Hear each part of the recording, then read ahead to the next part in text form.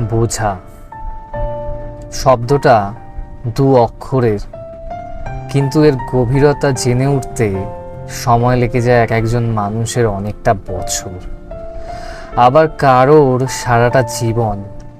এক বাবা মা যদি তার ছেলে মেয়েকে না বোঝে, তখনই সৃষ্টি হয় সমস্যা। যেমন ছেলে মেয়ে কি চায়, কি করতে চায়, কি নিয়ে পড়তে চায়, কি নিয়ে এগোতে চায়, কাকে চায়, কার সাথে থাকতে চায়, সেটা অনেক বাবা মায়ের বুঝে উঠতেই সময় লেগে যায় সারাটা জীবন। আর এই বোঝা না বোঝার মাঝখানে সৃষ্টি হয় সমস্যার।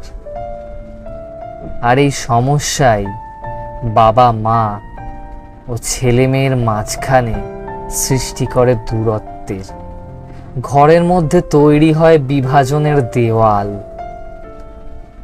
তেমনি একজন স্বামী তার স্ত্রীকে এবং স্ত্রী তার স্বামীকে বোঝার চেষ্টা করে, কিন্তু কিঞ্চিত সফল হয়, আবার বেশিরভাগই অসফল হয়ে যায়।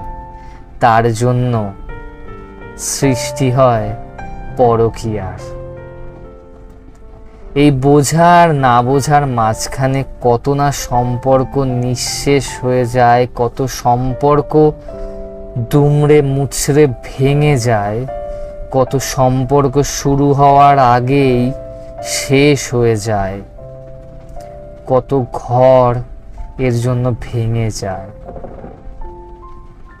তাই মানুষের জীবনে আর যাই হোক, বোঝাপড়াটা খুবই দরকার। যেমন একজন বাবা মাকে বোঝা দরকার তার ছেলে মেয়েকে, এরকমই ছেলে মেয়েকেও বুঝতে হবে তার বাবা মাকে। তেমনই একজন স্বামীকে বুঝতে হবে তার স্ত্রীকে, আর একজন স্ত্রীকে বুঝতে হবে তার স্বামীকে। তাহলেই কোনো এক জায়গায় গিয়ে এই বোঝাপড়ার মাপকাঠিটা সমানে চলে আসবে। এতে আর যাই হোক, অনেক সংসার বেঁচে যাবে, অনেক পরিবারের ভাঙন আটকে যাবে।